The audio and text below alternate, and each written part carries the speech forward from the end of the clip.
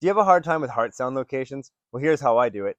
I think of the phrase, all people take money. And that's because that's a true statement. And if you do this with me, all people take money.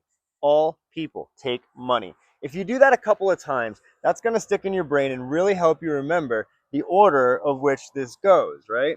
So we have aortic, pulmonic, tricuspid, and mitral. See how that goes? Now, we have the aortic valve at the second intercostal on the right-hand side of the sternal border.